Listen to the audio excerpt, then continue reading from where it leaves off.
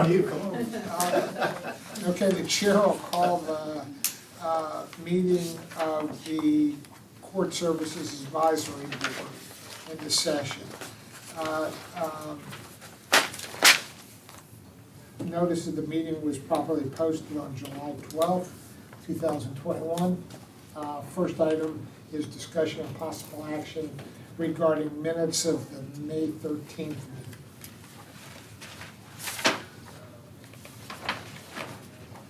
And I think they're right behind the agenda.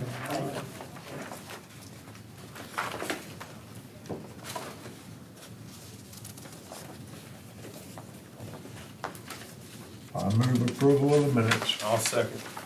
Motion made and seconded. Any discussion? All those in favor say aye. Aye. Opposed? Motion carries unanimously.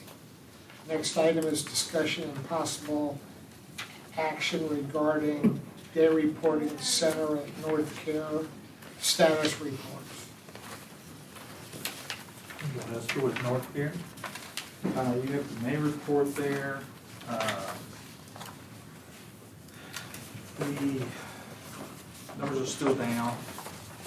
If you look on June, you will notice there was no new enrollees for June.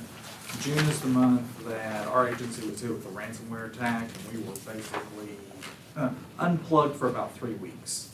So nothing happened in June. We do have a meeting with the county commissioner this Friday to be discussing the day reporting and discussing what, if there's going to be some changes or something with that. So that is something that's coming up this Friday. Yeah, I think we're meeting in my office, and I think the district attorney, Ms. Carlson, was invited, and several other people to try to come up with some uniformity within the program, so we're not doing duplicative work. If grants people are interviewing them, is it necessary for you guys to be doing it, and what should happen? And I understand, we had a discussion last month that the money that was paid by the county in previous years was not paid to you last year. Correct. So, Right. and so And we we've just been- got a decision. We've been coming in making these reports because, we're wanting to continue things and try to help out the county as much as we can because there is a need for it. But we did also find out that there's also a second-hand contract that North Care gets, which is very important, I think, to everybody concerned, and that is that you get through Department of Mental Health to give treatment for mental illness and whatever. So we're hopeful that we could maybe come back to the board with more of a policy. Also, has been some research done with Jail Tracker now in advance. Evidently, the number of people that are high volume users of the jail are unbelievable. In other words, these are people that within the last 5 years have been arrested 40 times. And if there was most of those have mental illness issues. Most of them are in a VA hospital and they get picked up for trespassing and whatever, or yelling at somebody. And if there's a mechanism we could somehow get them for treatment with an agency like North Care, that might have a real positive effect. So hopefully the meeting will amount to something tomorrow, and we'll get back with the board once we have the meeting. That's my hopes too. Thanks. So, thank you. Anybody have any questions for Wendell? Next item is discussion and possible action regarding Oklahoma County Court Services Bureau monthly statistics. Grant, turn it over to you. Thank you. Good afternoon. I'll go over a few of these numbers while you guys are looking at those. So for without conditions, so our OR looks like 44 qualified, 42 were approved, supervised 303. Looking at pretrial release with conditions, so our conditional bond, let's see, 51 presented to, sent to judges with 32 approved, and supervised 255. 13 approved for GPS, and I can answer any questions on that month if you have any. You have 93 right now on GPS. Yeah, throughout the month, that was for May. June, it's even more, 100.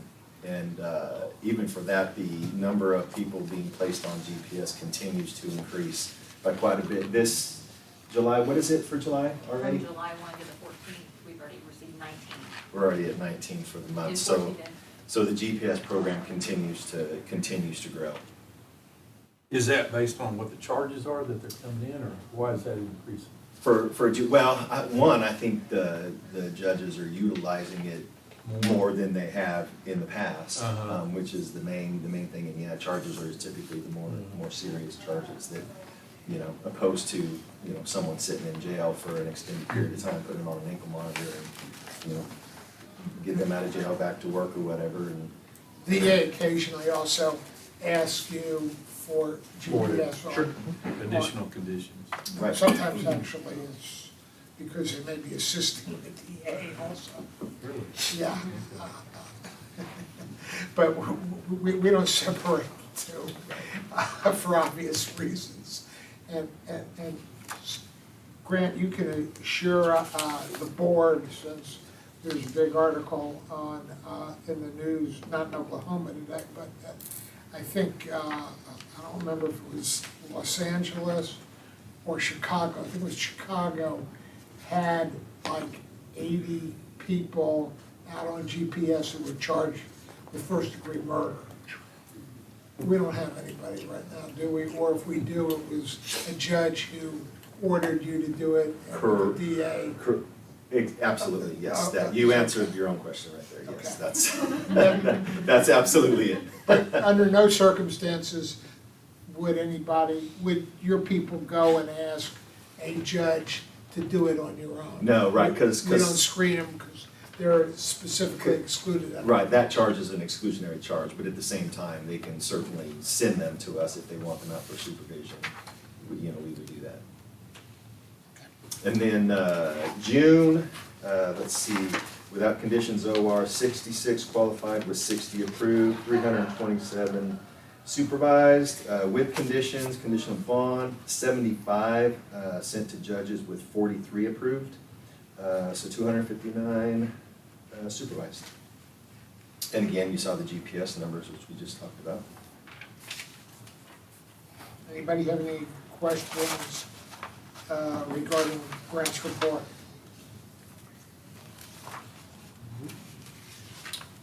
Thank you.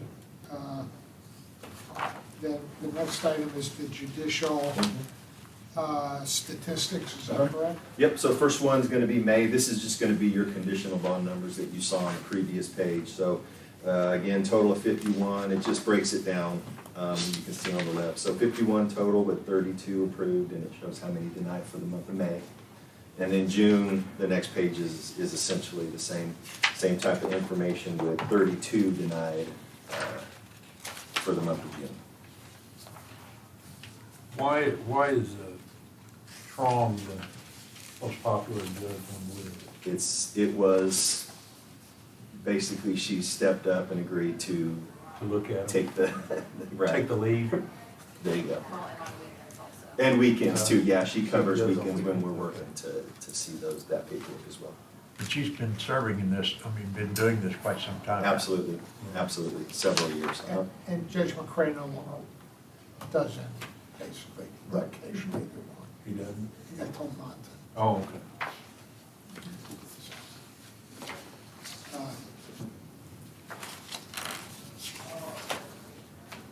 Thank you. Thank you. Next item is discussion and possible action regarding emergency use of funds. The contract with cloud-based software system that would aid Oklahoma County in communicating with, where are you on that? Nothing new to add. We've been using Nexus now since October, I believe, of last year. So we've been using it. It's been one of these things. They're still working with us to get the system particularly for things we need and manipulate it and change it for all the stuff that we have to pull data from. And it's been trying at times to get them to work on specific stuff. But we have another Zoom meeting with them on Tuesday. We have a list of things that we kind of really need that will help us better do our job, to better report back to you. So it's one thing at a time really with them, and we'll get there. What do you think the biggest benefit is? Benefit? Well, a benefit is gonna be, I believe, there's some reports that we can print out that really, when you look at it, it's, use the word pretty, but it's got bar graphs and pie graphs and all this neat stuff that breaks down different types of data, demographic data, you name it. The problem is them themselves, we had a Zoom with them and showed them, and the data is just, it's not accurate. Oh, okay. So if we look up how many people active and what's the demographic data, it's not even remotely close. And they agreed, and they don't know why. So they're working on that. So I think when they finally get it figured out why this is happening at some point, that'll be really good information we'd be able to Are they provide. doing the phone reminders? Absolutely. So now we have an individual who is on conditional bond or OR bond. If they have a cell phone, they get a text, at least. And then they can communicate back and forth. So it again adds another layer on top of what we were Do doing you before. think that's helpful? It has to be. Yeah. I would think so, because like I said, it adds another layer on top of us calling and calling, or them calling. Now, Have you seen any differences, like people showing up to court or not showing up to court because of that? yeah, The yeah. FTA rate is quite a Yeah, bit lower. yeah, especially with the conditional bond folks, because they're really on top of their defendants. They were before. I mean, Uh-huh. the same amount of contacts are happening. We're not doing more contacts now. The same amount is happening. Just Now, instead of reminders. picking up the phone and maybe leaving a voicemail or whatever, we're able to do that, but we're also sending messages and staying in contact. And I think they may like it better, so they don't have to answer a phone and they can just message us back. So, and that stuff is saved also, so that communication is there for if you wanted to look at it a year later and see what was discussed, so it's still there, yeah. The That's all I got on Connection. national statistics, not necessarily with Connexus, but just in general, shows that text messaging these individuals several times has an unbelievable effect, because the biggest problem is not that these people are actually gonna flee and go to another state, they're just not gonna show up because they, whatever, but if they're told, hey, a week from now, you gotta be in court, they can at least contact you if they have a situation. You might talk to the judge if there's an issue, and it's a fantastic idea that evidently has had a lot of positive effects in a lot of jurisdictions. Okay. Okay.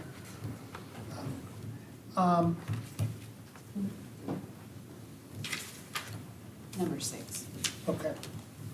Next item is discussion and possible action regarding a presentation by the Oklahoma Department of Mental Health and Substance regarding the ORAS PAT. Okay. Thank you. I do have a little PowerPoint. It's nothing fancy. Thank you. And do I have a clicker, or are you gonna be my clicker? We will, If it works. I'm If not it sure, works, we're okay. usually not in this room, so. We'll test it and see.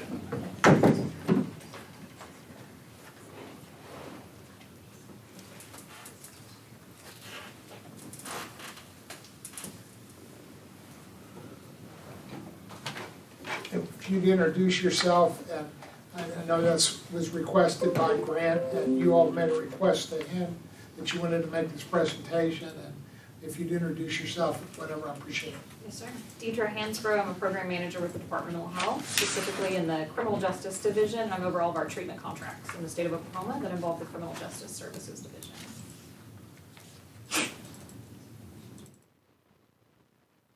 Go ahead.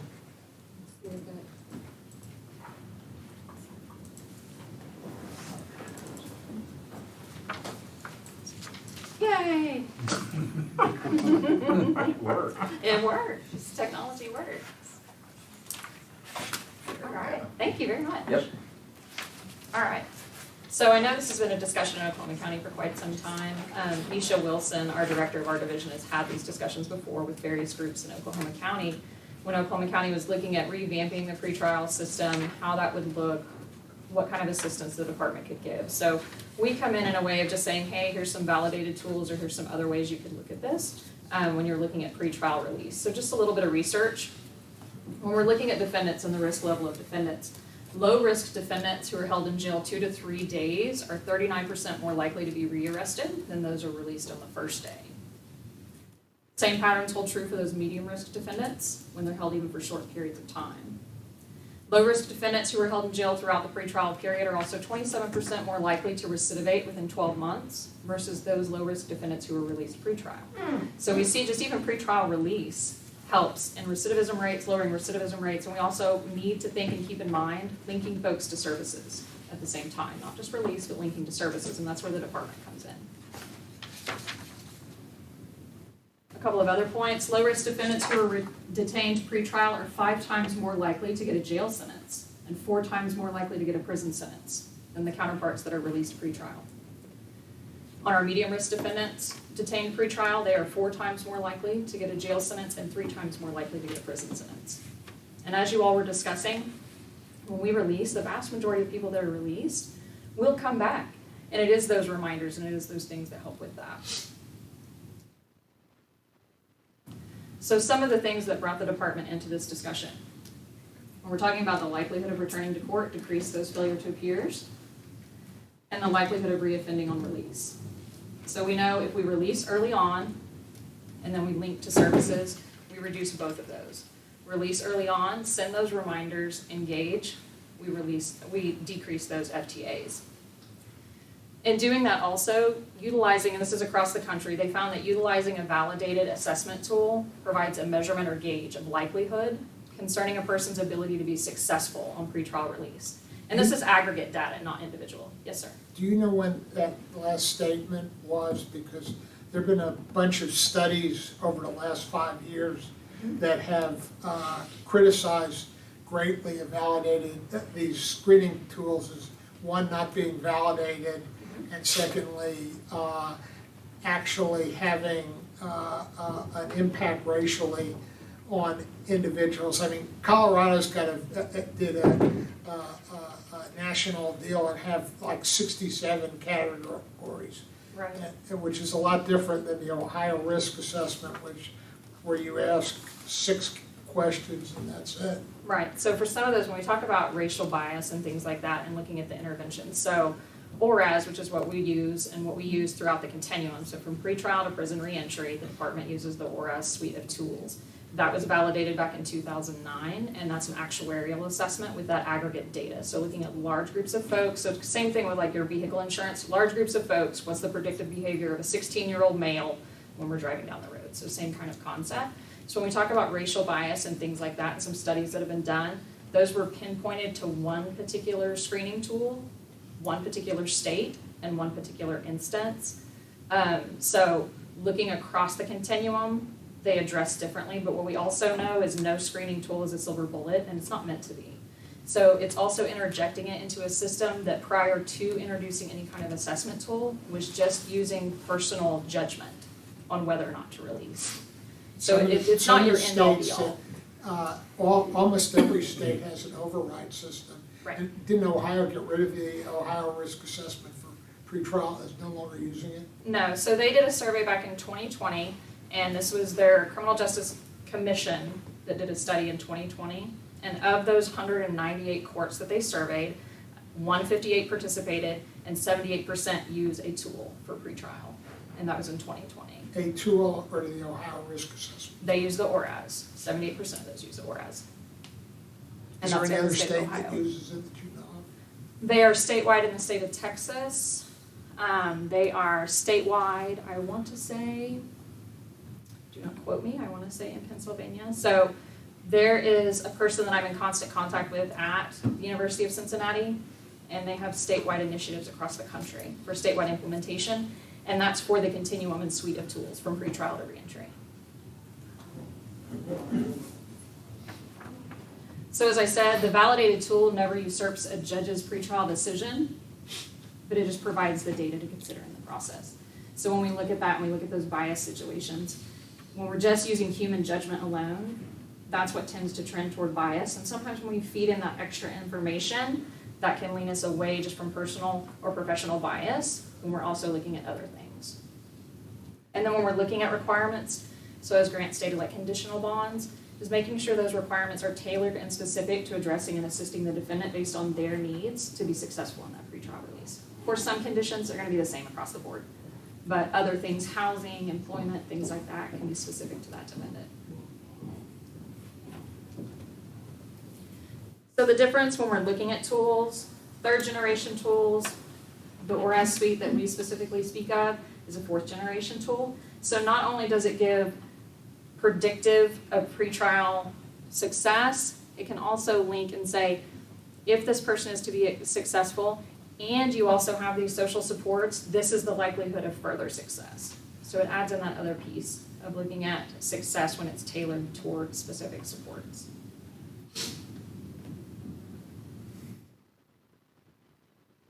So talking more a little about the PAT. It is a fourth generation screening tool. It is 7 questions, takes about 10 to 15 minutes to administer. We look at history of failure to appear, age of first arrest, how many times. And this age of first arrest question, were you arrested under the age of 32? Over the age? That doesn't even mean convicted, that's No, just arrest. arrested. Yes. How many times they've been in jail, recent illegal drug use, employment, and residential stability.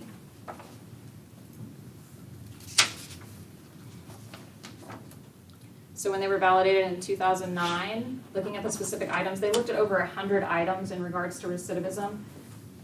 We're able to narrow it down, that these are kind of the big factors and the likelihood of whether or not someone will do well with no support versus someone that needs higher levels of support to be successful.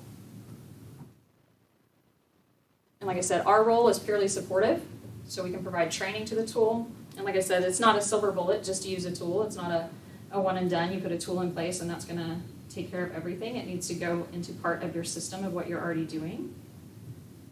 And then providing support in a phased-in approach. I know in the past it was discussed in Oklahoma County that looking at the folks that are currently released, looking at those that have been denied pretrial release and maybe starting with those, and then pausing, collecting some data, and then getting those that were denied by judge, maybe looking at those, instituting another approach, pausing, looking at data, and going from there.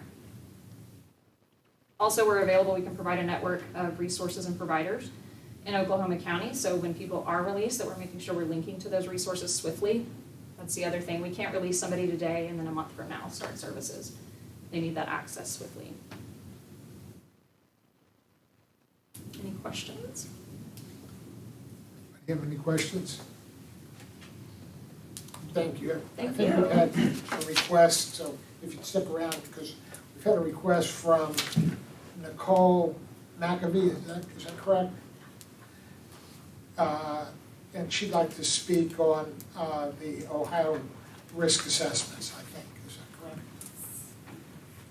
Hi everyone, my name is Nicole McAfee. My pronouns are she, they. I'm a resident of Oklahoma County. And I wanted to talk about pretrial assessment tools as a whole and the Ohio risk assessment system specifically. They're cost prohibitive, they're racially biased, they are error prone, and they are not available for public transparency. Without a considerable amount of resources, infrastructure, and staff time, even if a tool were found that mitigated racism within the data, pretrial assessment tools are unlikely to operate fairly. Oklahoma policymakers and court officials should prioritize other evidence-based pretrial intervention methods rather than sink resources in developing and monitoring an algorithm at the expense of liberty of Black people arrested in Oklahoma County that judges in their discretion may or may not ultimately wish to use. The data shows that in most jurisdictions where these tools are adopted, ultimately judges do not use them. So you're spending a lot of money for the same outcomes. While the Ohio risk assessment system offers unique concerns with the level of racial inequity, specifically because of utilizing the time of first arrest as a factor, the issue at hand requires much broader conversations about the concerning issues presented with pretrial assessment tools across the board. I sent all of the members of this body detailed letter and research with the best of my ability and the timeline based on when this was presented, talking about all of the concerns sort of across the board from a civil rights and civil liberties perspective, but also from a justice perspective. So I think that the starting premise of that presentation, that time in jail pre-trial is something that we should look to reduce, is very much the correct starting point, but I don't think that pretrial assessment tools are the mechanism to do that. Thank you. Thank you. Anybody have any other questions? Well, what do you think is? If you said this is not, what do you think it should be? I think that it involves looking at representation, that everyone has public defense present at pretrial hearings. I think it's looking at the timeline of when those occur. That 48-hour mark is very important. I think that it's exciting to hear that text messages are going out as a part of a program. I think nationwide we've seen a really large increase in sort of impacting failure to appear rates based on our ability to get in contact with folks in mechanisms that are a little more friendly to a larger population of people. I am happy to talk possibilities and visioning around what this could be and what it could look like, but I think that ultimately pretrial assessment tools aren't the tools that are actually measuring risk, and that's the problem. What they're measuring is, or not even measuring, they're trying to predict likelihood of another interaction with law enforcement. And so we know disproportionately that then judges, Black and brown folks, folks with mental health conditions, and folks experiencing homelessness as more risky because of past interactions with police. Okay. Just out of curiosity, Grant, obviously some of the factors that you currently use it's not a purely subjective deal. We look at you look at NCIC before you make a recommendation to every judge, don't you? Yeah, so I'll just tell you, so what we do now is for starters, our process is extremely expedited. So for example, we come in at 7 a.m., we have the complete workup ready to go on a judge's desk by 11? 10:30 within hours. So the 24 hours, 48 hours doesn't exist for us. We have that paperwork done, ready, sitting on a judge's desk, ready for signature within hours. So the ability for someone to be released on a pretrial release here in Oklahoma County is extremely expedited. Next, the tool we use now is not a tool. So we have Mr. Ravitz and I and Mr. Manchester, we sat down for weeks and weeks and weeks to figure out what to use, and we have guidelines that we use. And what we do is we do the NCIC check, we do a full background, we get that paperwork, we do an interview with them, we do all of that within a few hours and get that paperwork on the judge's desk to let the judge see anything and everything they have about this individual to make an informed decision on their pretrial release. You check on prior failures to appear. Right? Okay, sorry, yeah, that was your next question. So we have nine categories that we look at, and we present that data to the judge. So it's current charge, help me out, current charge, pending charge, nonviolent convictions, violent convictions, their probation status, resident status, employment status, pending, did I say pending charges? Mm-hmm. There's two more, sorry. You got housing, you got education, employment. Got that. Sorry, I'm drawing a blank, but I got 7 out of them. Right, I'm trying to think myself. But yeah, we touch base on, failures to appear, sorry. Yeah, and we do those background checks to NCIC so the judge can get a full picture and make that decision. And as a practical matter, the judge makes a reasoned decision based on what you're currently giving them and whatever. I mean, obviously the judge, looking at this, Judge Trong denied a whole bunch of them last month. Judge Elliott denied 3 and granted 4, I think, last month. And there are only certain crimes that you're actually looking at, is that Right, correct? well, so originally we have the exclusionary crimes list, which is 21 charges, and those are your more serious charges, like your murder, rape, kidnapping, those more serious charges. Because of that, we don't work them up and deliver it to a judge. But at the same time, like we talked about GPS, we'd still supervise them. If a judge releases them and sends them to us, we'd certainly supervise them and put an ankle monitor on, or whatever. But outside of those 21 crimes, every person is considered, every single person. And those people are either actually physically worked up, delivered to a judge, given to them for signature. And otherwise, I know we send you emails every day for consideration as well, but nobody's, in our department, nobody's just looked at outside of those exclusionary charges and just said, no, everybody's considered. Anybody have any other questions? Thank you. Thank you all for speaking on the issue.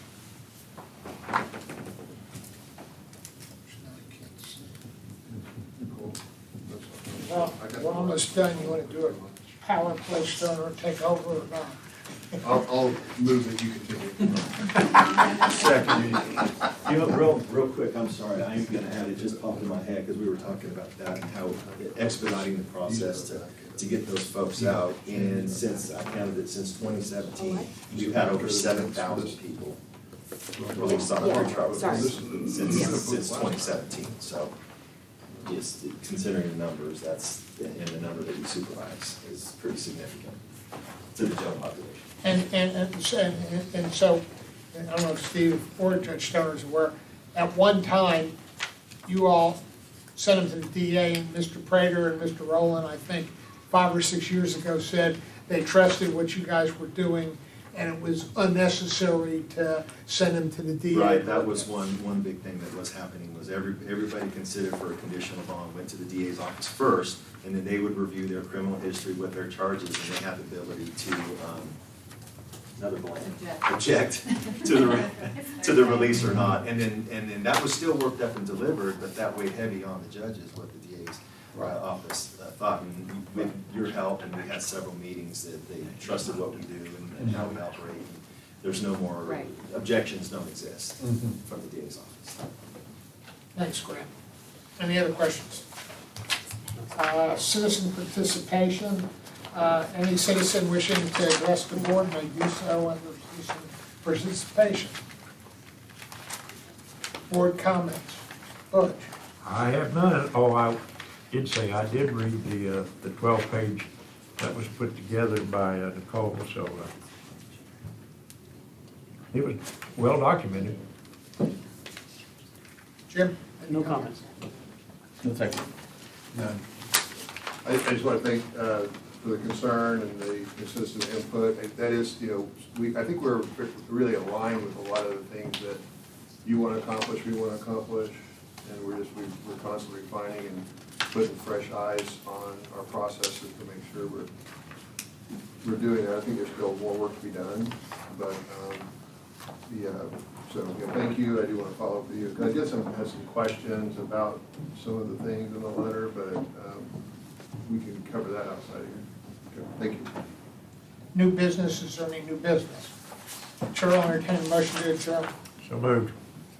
Second. Motion made second. All those in favor say aye. Aye. Opposed, motion carries unanimously. The chair will call the meeting of the Mental Health Board into session.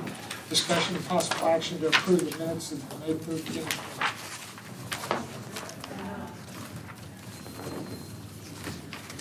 Recommend approval. Second. Any discussion? All those in favor say aye. Aye. Opposed, motion carries unanimously. Next item is discussion and possible action regarding a report on current AWOL participants, and I'll also combine number 3, Jenny. Discussion and possible action regarding the report from Mental Health Court. Jenny Howe, who's our director. Go ahead. Hello. I added something a little new to my report this time around. I wanted to let you guys know that since January 2021, we have put in 101 participants. May 2021, we've put in 15. June 2021, we've put in 12. And as of right now, today, we have put in 14. We still have several pending pleas. I have about, I would say, 6 interviews that are in custody tomorrow. So hopefully we'll get those pled in the next couple of weeks. Currently, we have 288 participants in the mental health court program. 181 are actively participating. 41 are currently in custody. 25 of those are in Oklahoma County, and it's due to pending revocations, pending inpatient, just picked up, pending charges.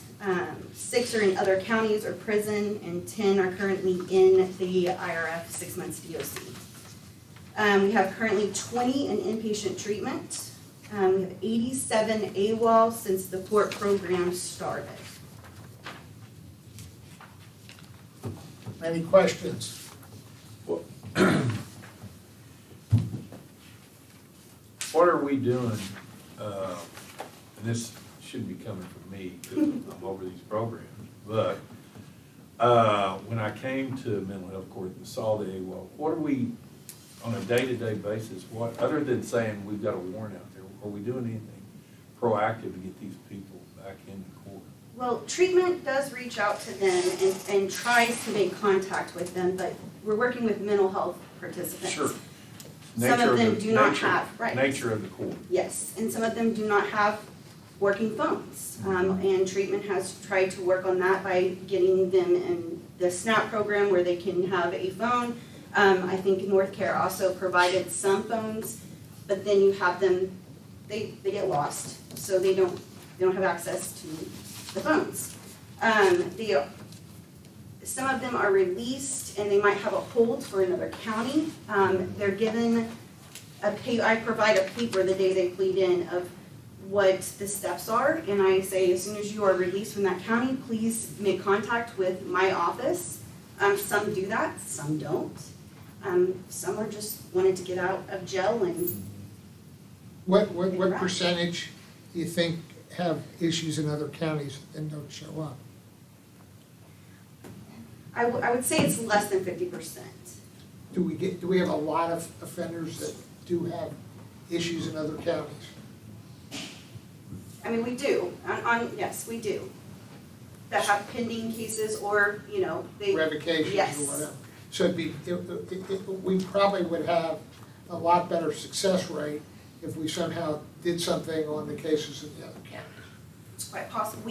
We tell them, when you get to that county, let them know that you have pled into Oklahoma County Mental Health Court. I've said I'm available to vouch for that as well. I'm sure our public defender has been available for those things as well.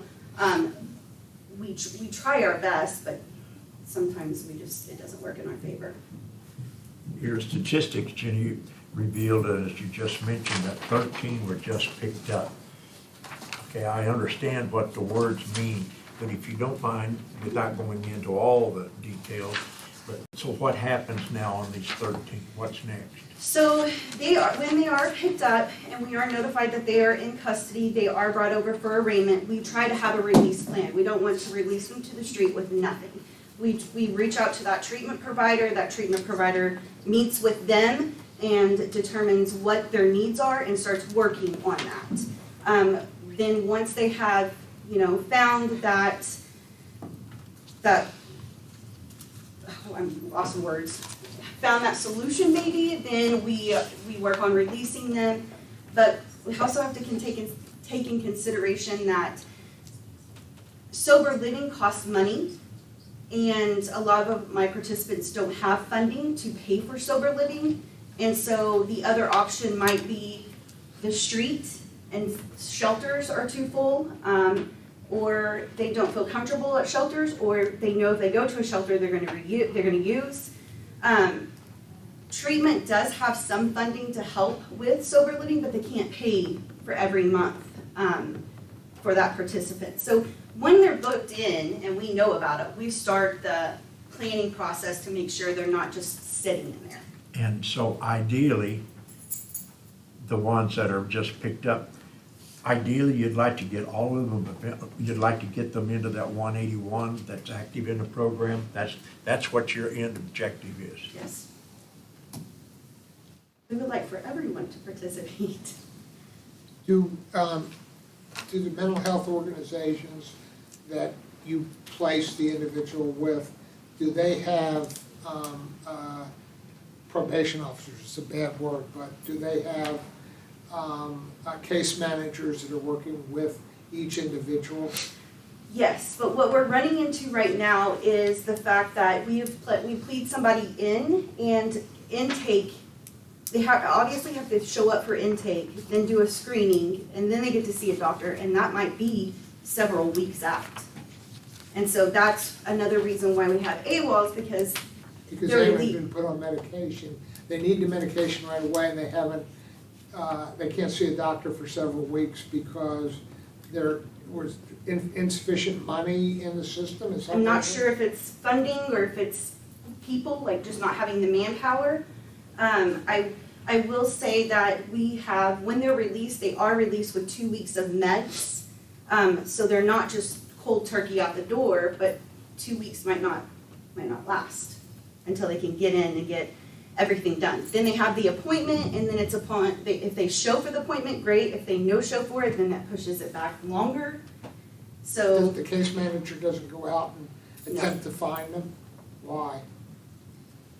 I don't think that, I'm not sure. That's never happened in the 10 years that I've been here. Usually a probation officer may be Yes. assigned to be the out in the field person. Probation officer that do a home visit Right. usually. The case manager, they're just usually at Right. the case manager at Red Rock or wherever, but Right. they send the probation officer out. Is that how you guys do it? Yes, but How if many, how they're, many probation officers do you have? one, So you have one for 200 and how many? yes, 288.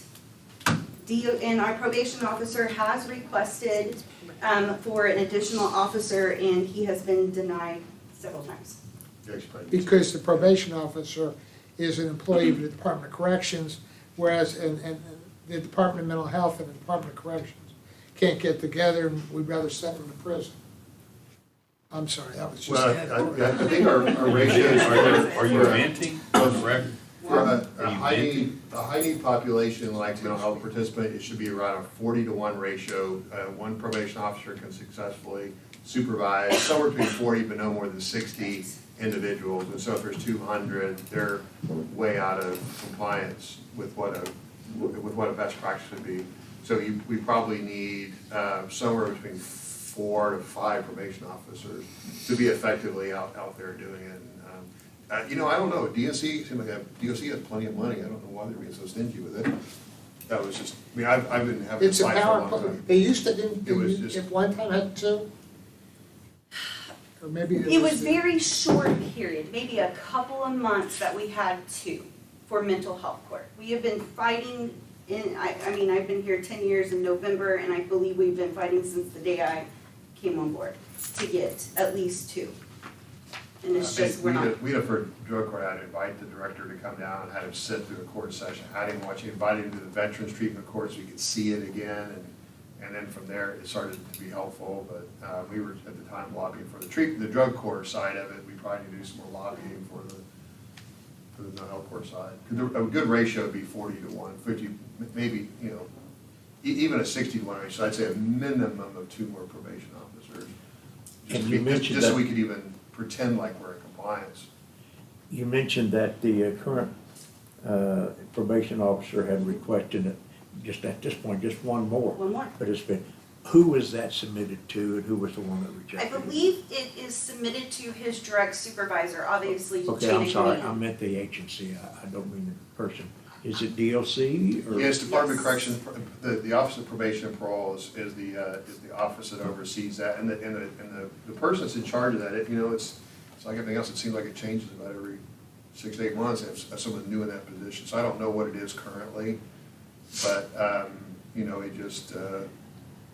it's just tough, because it took us a long time of dancing with it, trying to get a couple more probation officers, but it is not, anybody that would come in that would say, okay, are you in compliance, there's nobody at Department of Corrections would say that is an appropriate ratio of people to supervise, especially the high Mhm. Yeah.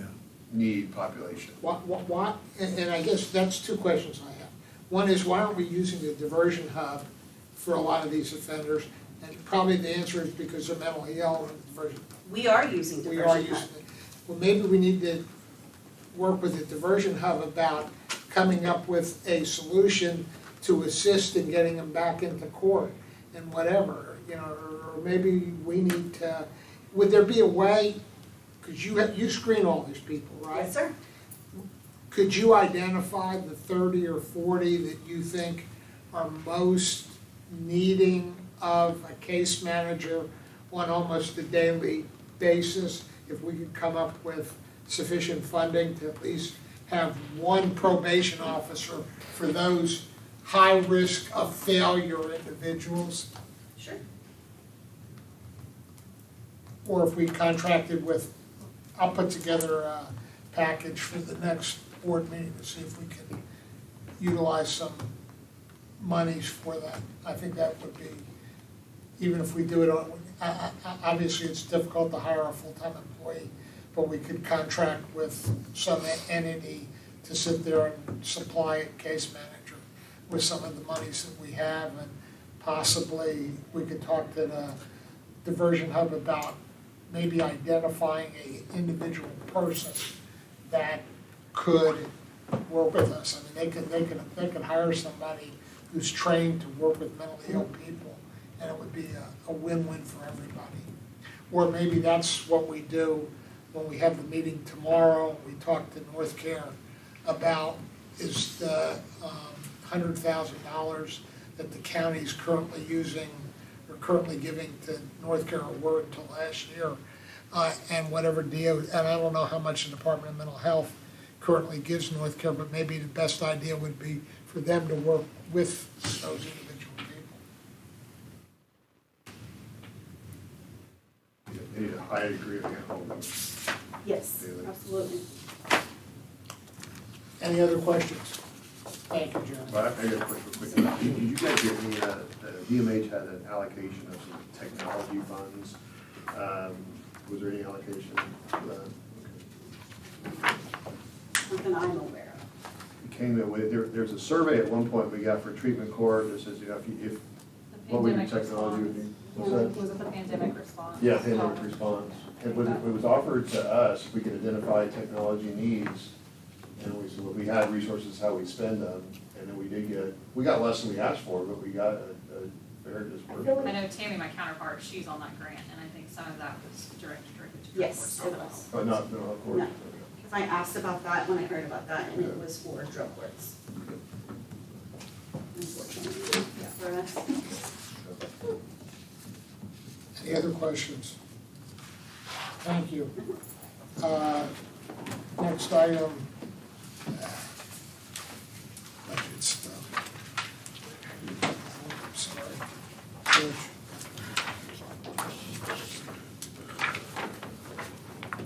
Michael, did you give Jerry one? Can you read it?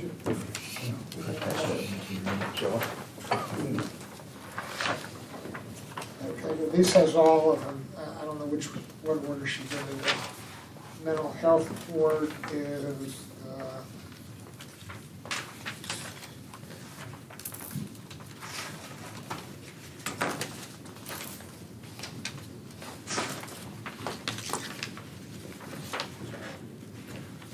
This is all the drug court, isn't it? page 4, mental health court, we currently have a balance of 200 and,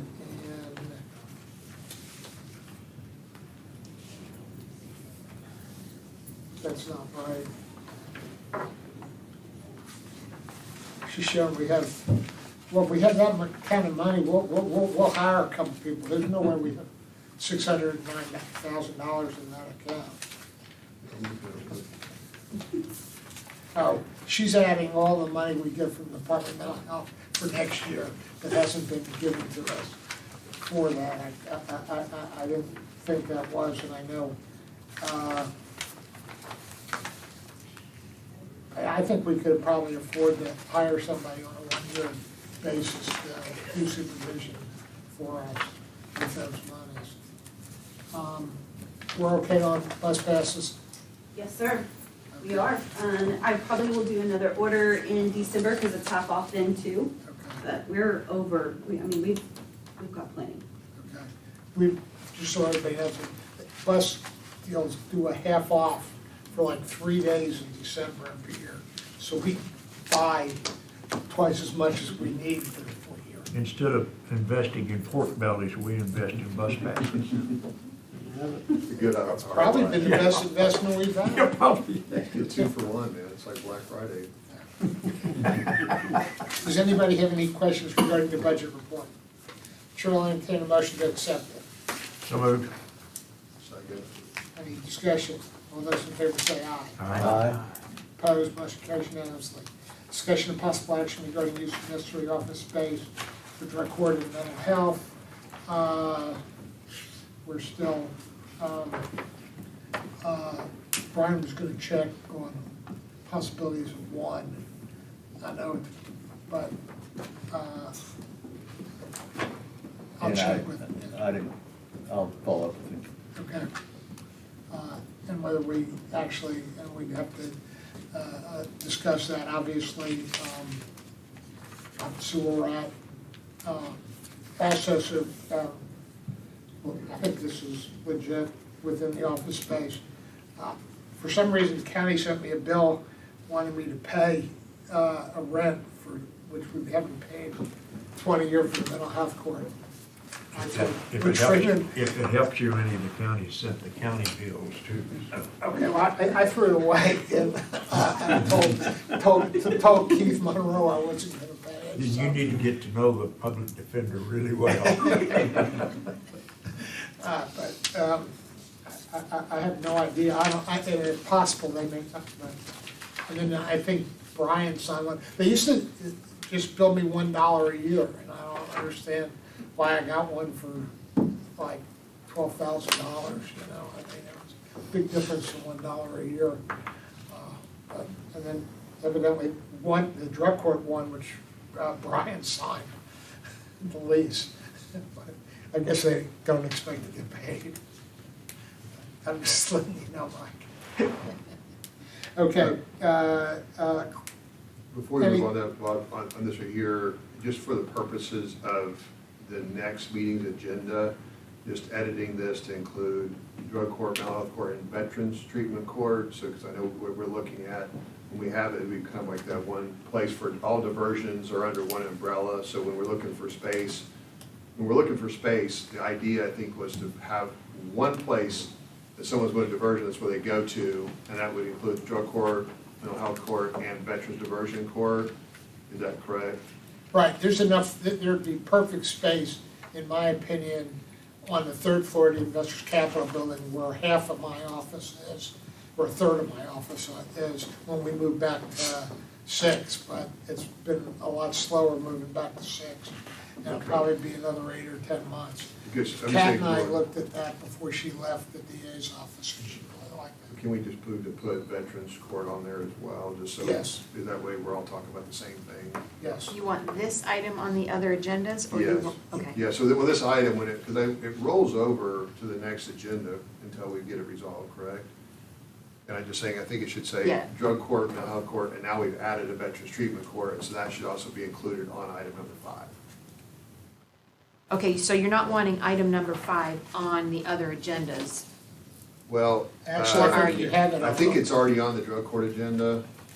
I think it could probably, as long as it's on one of these agendas here, just that we're just trying to make sure it's all included here. Okay. I haven't seen the I veterans can court change. agenda, but that would be, I'll change this one. I guess we could just add that one on, but just, we're trying to find a one-stop shop for the diversion programs. Okay. Anything you're using that connects to software? We have, we found some issues with it. Treatment could not enter medications. They had to be an administrator of that site to do that, so we had to change that where they could enter the medications. We're waiting on drug testing to combine as well. So we are playing with it. We are not full on yet. Right.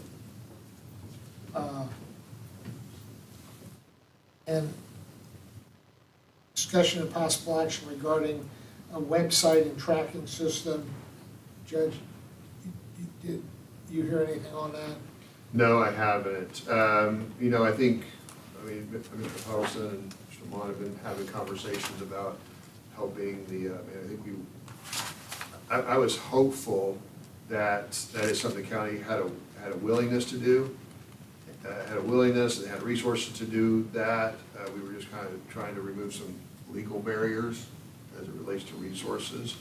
And so I've been working on that with the DMH side, and I even talked to him as late as, 2 weeks ago when Tammy came. Tammy came and visited, and I said, hey, here's what we need help on, and he said they would help us, but I don't have anything in my hands to go show DA's office. So if we can just keep this on the agenda, I think we'll have something on it by next time. Okay. Board comments? I'm sorry, citizens' participation? Board comments? New business? Chair will entertain a motion to adjourn. So moved. Second. All those in favor say aye. Aye. Opposed, motion carries unanimously. Chair will call the meeting of the Drug Court Board into session. First item is discussion of possible action to approve minutes of May 13th. Thank you, Butch. Butch Freeman made the motion, is there a second? I did. Second. Mr. Vettel, second. Any discussion? All those in favor say aye. Aye. Opposed? Discussion of possible action regarding drug court statistical report. Madison, you still here? I am. I have a few numbers, a few to you all. We have about 372 active participants currently. In 2021, we've graduated 92 people and 43 people have been revoked. We currently have 137 AWOL participants. We put in 134 in 2021. Questions?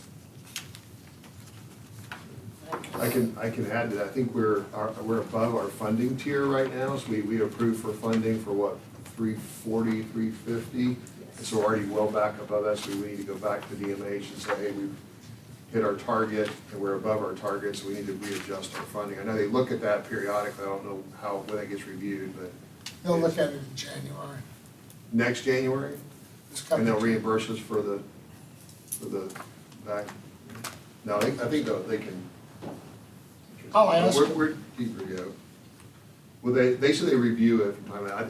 I think it makes sense for us to kind of send that back up, because we told them that we would be at this number and they dropped us down. Our funding based on how many people have the program, and we lost people during COVID, so they reduced our funding, and now we're getting back up to normal, and they're still funding us at our COVID levels.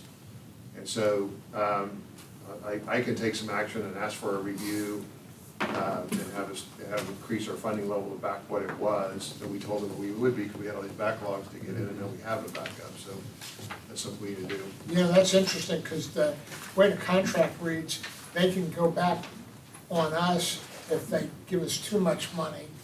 So they ought to give us, it's the other way around, ought to be the same thing. I don't know. Just some data points too. I was really proud of our Oklahoma County Treatment Court. We've got a great team, great resources. By comparison, we have an 83% graduation right now. State average is 68. So if you're going to be in a treatment court in the state of Oklahoma, you have a much greater chance of survival if you happen to be within our jurisdiction. We do not just take easy cases. So I think it's something we all should take some credit for. It's been a lot of hard work by a lot of people. Thanks, Judge.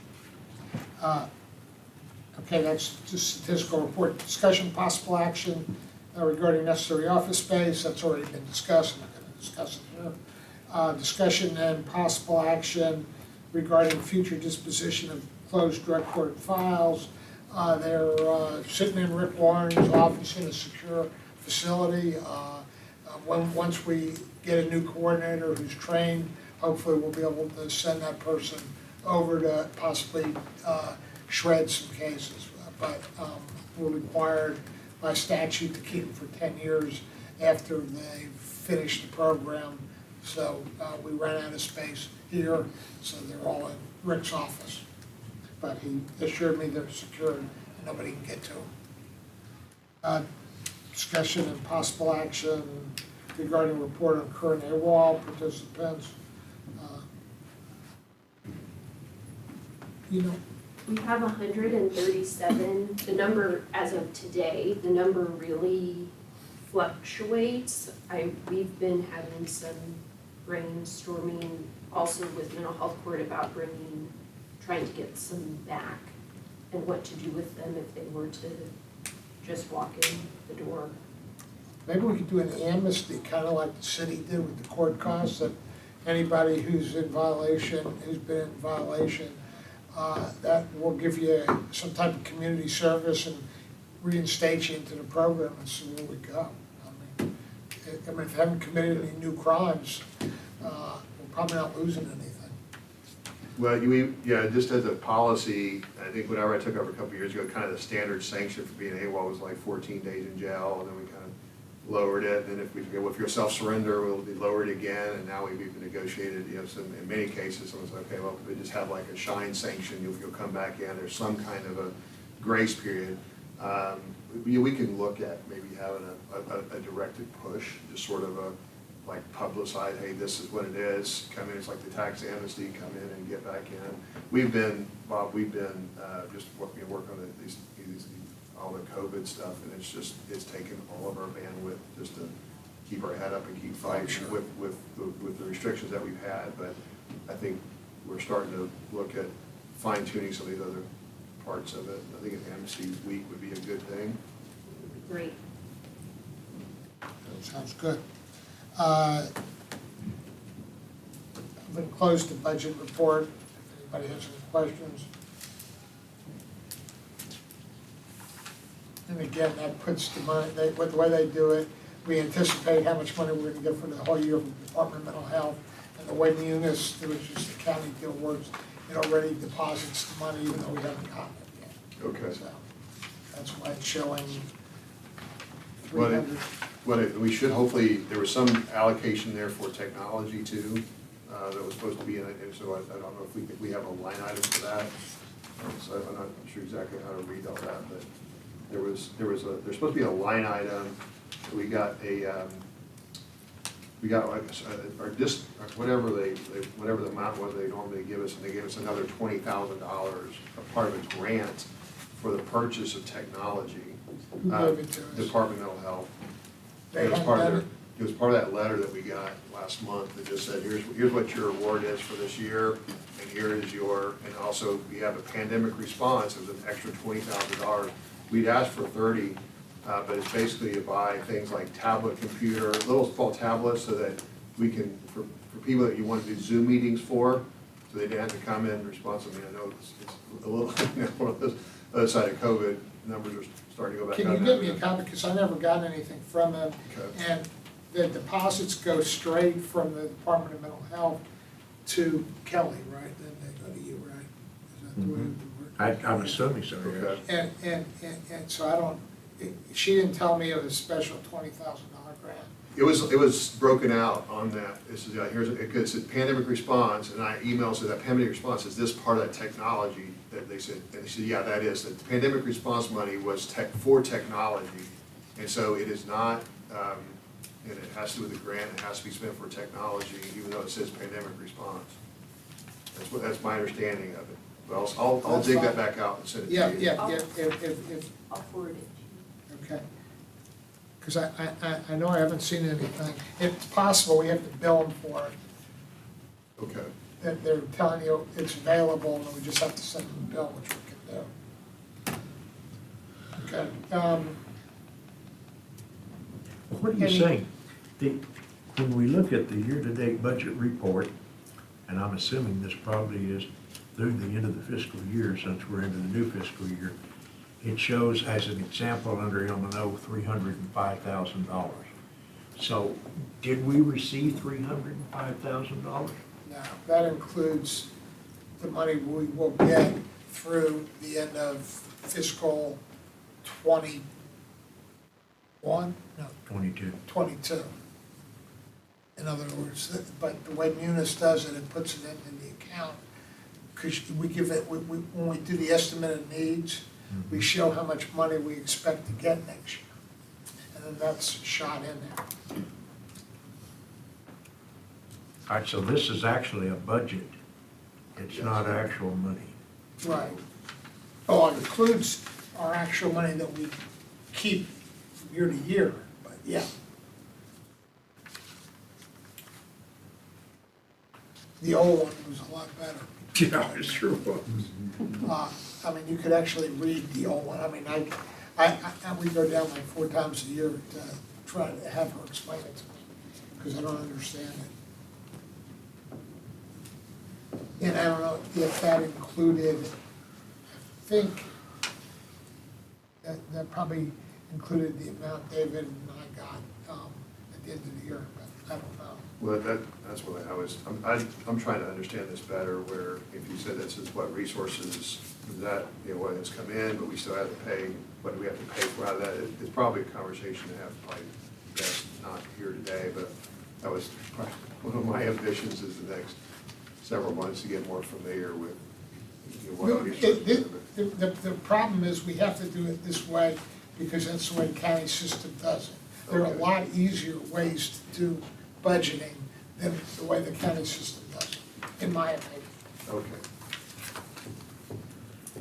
It does indicate up there at the top for 2022, making the assumption that that is FY 2022.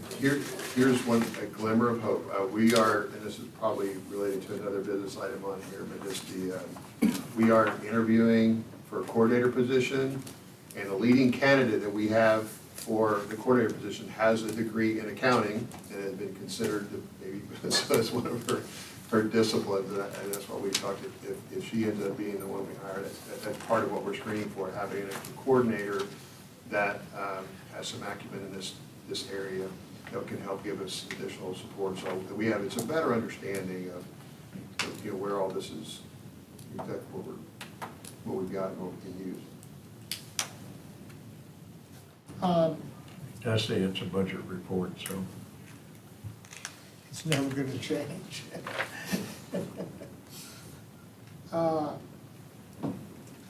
Okay, next item is cloud-based software. We're still doing it, still working real well, Judge? I think we've actually had a drop in no-shows on our UA, so people, right now, they're getting a text message every day that tells people colors called, not called. We're still trying to work on getting it fully automated, but it's, the parts that we're using right now is very helpful. We have hit a couple roadblocks on making, and it has something, it has nothing to do with us, it just has to do with how that lab communicates with software in the background. Apparently, Oklahoma County is one of the largest drug courts in the United States. I mean, we're the 24th largest city in the United States, and so out of the 3,000 drug courts in the United States, we're in the top 1% in terms of size. And so the software company that we work with, they're telling us we are the largest program that they've ever encountered, because we're one of the, I don't know how we exactly were ranked with other metropolitan areas, but my guess is that for the 24th largest metropolitan area, we might be the 24th largest drug court in the United States out of 3,000, and that's what, top 1%. Great. And then the other item, I think the judge gave us an update on the coordinator already, so any other comments regarding that, Judge? Okay, discussion, possible action regarding creating a website. The chair will strike that because we already talked about it. Any board comments? I just had a couple of quick comments. We've been working on a new video. We actually got a grant from Flourish OKC and also CJAC. This Contest Advisory Council gave us a small grant to make some videos for dual purpose of actually doing orientation. So our staff repeats hours and hours and hours a week doing orientation when we should say, here, just watch this video that explains it. So it frees them up to do other things, and that's in the production. I think we're maybe a few weeks away from having a product that will save I don't know, Matt, what would you estimate in terms of man hours saved? Probably at least 8 to 10 hours a week of man hours that we can have a video doing the same work that ends up being, and looking forward to that. Also, we are planning on getting back to a non-COVID, or we started this celebration of graduates in the last, we've done 2 of them to try to engage the public more in the stories of success that we have in the program. We got our next celebration of graduates November 9th, and just want to put that on everybody's radar because it's on a Tuesday evening, November 9th. I'm going to ask you to come, so that's all I've got. Any other comments? New business? Chair, I entertain a motion to adjourn. So moved. Second. All those in favor say aye. Aye. Opposed, motion carries unanimously. Last meeting, Veterans Treatment Court Advisory Board. Notice the meeting was properly posted on July 12th. Discussion possible action regarding the minutes of the May 13th meeting.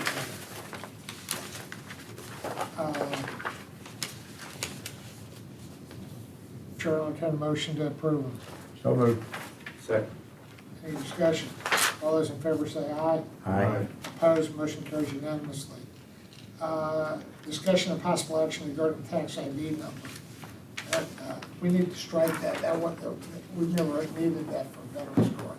I think what we're trying to get is an account, right? And we were trying to get a, Well, the But that's problem different. is that somebody has to do a social security number. Rick has an old account that we might be able to use for all 3 of them. I need to sit down with, you and I need to sit down with Erin and see if she'll approve that. Yes. Because if she'll approve that, I think we may, I mean, it'd be nice to have it for purposes of tax write-offs and whatnot if somebody donated money to us. But I don't think the Department of Mental Health, the 2021, 22, and 23 update did not put a tax ID number on it. So I think the write-up, so we may not need it for that purpose. But we definitely don't need it for Veterans Court. We never had one. Right. Nobody's ever said anything about that. Discussion regarding program status report. Good afternoon, everyone. Kyle Krogi, Program Coordinator for Veterans Treatment Court. We have 44 veterans in our program as of the 13th. 43 of them are active. We have one that is AWOL. Just on a side note, as far as our program goes, sobriety, testing, treatment, these are all cornerstones of this program, but there's something else that's going on in our program as well, and we're helping to restore these veterans' honor. And whenever I see my brothers and sisters in arms, and they're standing a little taller, their shoulders are further back, it's really worth it to me. I want to thank each and every one of you because each of you had a part in that. And we're always looking for ways to go ahead and continue this work, make it better. So do we have any other questions? The 43 that's active in the program, how long have we had the program? August last year. August of last year. So the 43, are we seeing a trend? Is that kind of, are we seeing a trend of increasing number of participants? Or? Yes, sir. We have put in, I believe, 10 in the last month. Oh, really? Yeah, it started out with 3, then went to 8, and it went to this has been constant. We haven't graduated any yet. I think we should graduate some here. We've got a couple that are going to, it's an 18-month program, so I don't know where it might top or level out at, but it wouldn't surprise me at all to have something 75, 80 veterans might be where it ends up landing. We have a veteran diversion court in addition. And so sometimes people on a little bit lighter cases, nonviolent DUI cases, we're looking at putting them in diversion court. And how many do we have in diversion court? Diversion, we have 31 right now. So some of the people, when we evaluate the veterans, we're looking at both diversion and treatment. Which one should be in treatment needs more treatment compared to maybe diversion. So that's some of the numbers why some of them are siphoned into diversion. That, you kind of have 2 programs at the best. Which is a good thing. Mm-hmm. Yeah, if you mix your high risk, low risk population, it's contraindicated. So you got some folks that are just, lower level offenders, put them in diversion, but the ones that keep coming back in the system again, it's time to go to prison, pull them over into the treatment courts with a really high level of supervision, a really high level of treatment, because they've failed diversion or they failed probation, usually multiple times. But it's remarkable because these guys get it, and like Kyle said, it is restoring their honor and their dignity, and you take some of these guys, if you look at their profile, a lot of people would call them hopeless, and they pull in there, they start recognizing the symbols, and they start recognizing the language, they start recognizing their peers, and they mentally go back to what time in their life whenever they anchor in it, and it's remarkable. I mean, it's just, I wouldn't have believed it if I hadn't seen it with my own eyes, how fast they can change. That's great news. I do have an ask before I leave here today.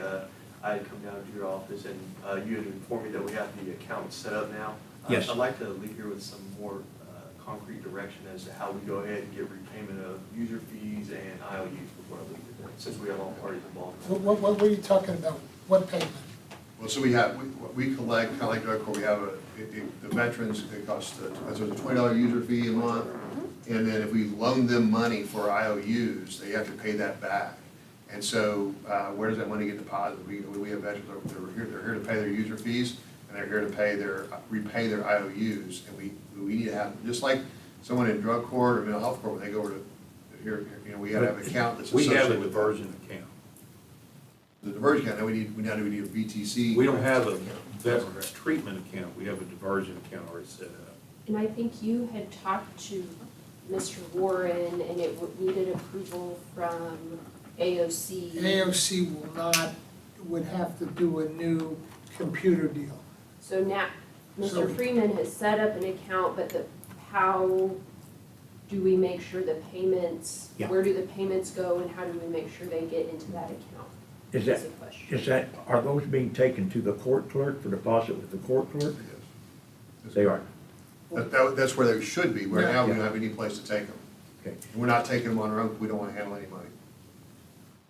So what are we doing with them? I thought- They have a debt, they just have a debt that they owe, they gotta pay it whenever we have the account set up, then that's when they go pay it. So, What were the accounts that you most recently talked with Christie about setting up? We've got a voucher account for the Veterans Court, that's how he gets paid. All they gotta So do is those are deposit. the accounts that we were. All I need is, if we can get a deposit, all they gotta do is deposit. I mean, we're paying, Through the court clerk, yeah, deposit through the court clerk. he can't take it, though, is the problem. Who's taking it? Nobody is right now. yeah, that's right, right now, nobody's taking. Who's taking your drug court stuff?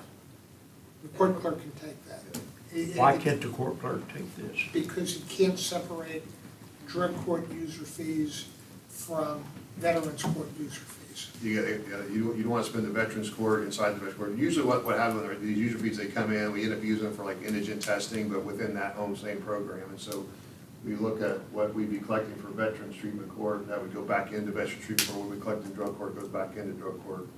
And so once it gets commingled, we have to try to keep them being commingled, because they go back into the programs they came from. Well, we can't commingle the accounts, no matter what. That's not gonna Yeah. happen. It would just. We're paying the drug testing, the indigent drug testing, just we're gonna burn through all our veterans court money if we do that. We don't, but most of our veterans are not indigent. They actually are, the veterans are very good about getting them jobs. A lot of them have disability checks. And so they are actually some of the most financially stable people. I mean, I'm not saying they're not affluent by any means, but they've got better ways to take care of themselves. They're actually more resourceful as far as finding and getting stable jobs. But user fees are just part of the program. It's what Justice for Vets recommends, and we've got, and I think there's actually a user fee set by drug court statute that we collect user fees. And so we just need a place to deposit them. That's all it is. Yep. And then we decide, I guess, as a group, how those user fees get respent. And historically, we take them in drug court and we use them to help support indigent drug testing. But in veterans, it's not quite as much of the problem, but there's a lot of other ways to use those resources. Why don't we, I don't understand the discussion. I don't see why the veterans' deposits would not be handled the exact same way that the drug court deposits are. They should be, they should be, it's just, all Rick Warren's saying, where do I put it, under what sub-account do I put this money, and we can't Okay. get the sub-account. And I'll check on that when I get back upstairs, I'll check with Christie. If we got the account set up, then the numbers are sitting out there. So I don't understand. No. Rick Warren's is an OSCN account, not a county account. You see, when Rick Warren actually, the money is deposited in CF 2020-55, and it shows this amount of money. He gives him a receipt, okay? He can't do that for veterans because there's only one account that's set up to do that. You following me? No, I'm not. That's okay. I'll get there. I'm not. I mean, buying that at if all. Christie could do it, if you can accept the money, he could just arrange times for the offenders to come in. Could you do that? What I'll do is, what I'll do is I'll find out through Christie and then through Rick what the issue is. I don't follow you because it's set up through OSCN. It's on a case-by-case basis. So you wanna be able to go pull up this individual, see if he's done if that individual's paid his fees, then I don't know either, I don't know what the difference is up there, but you wanna be able to look on OSCN to see they pay their user fees. And you also wanna be able to have those in a separate account, so we can look up one account and what's in that sub-account for veterans, the Veterans Treatment Court user fees. But Is that right? the Oklahoma State Court Network's what you're talking about. Is that what you're talking about? Yeah. Why is And he- that's a state though. They do it That's a state. Right. for drug court. So we need to do whatever they're doing for drug court, we just need to do the same thing for veteran court. We can't do the same thing because we don't have We just gotta get the approval from AOC, right? Yeah, Rick said took forever to do the first one. Okay. You see, remember years ago, the drug court coordinator had all the money over at her place?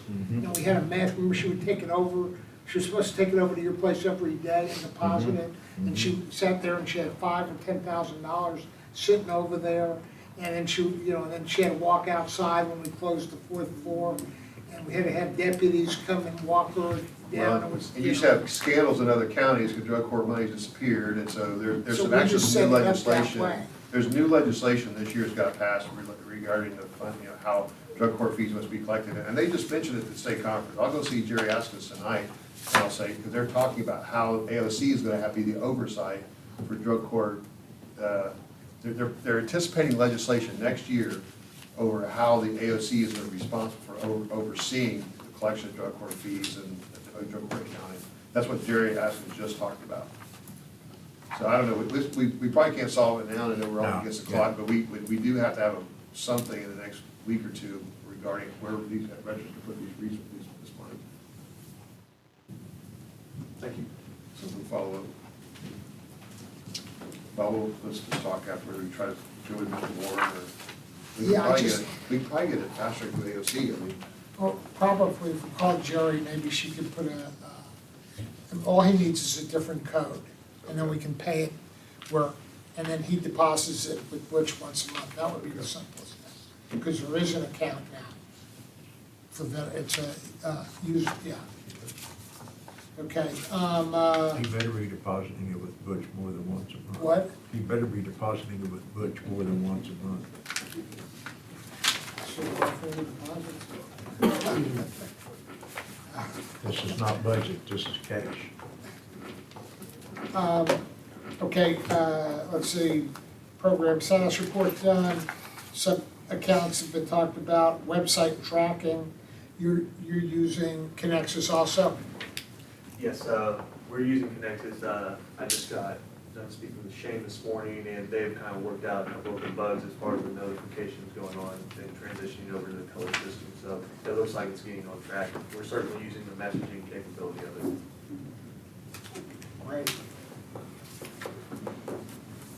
New, citizen participation, board comments, anybody have any board comments? New business, Chair will entertain a motion to adjourn. So moved. Second.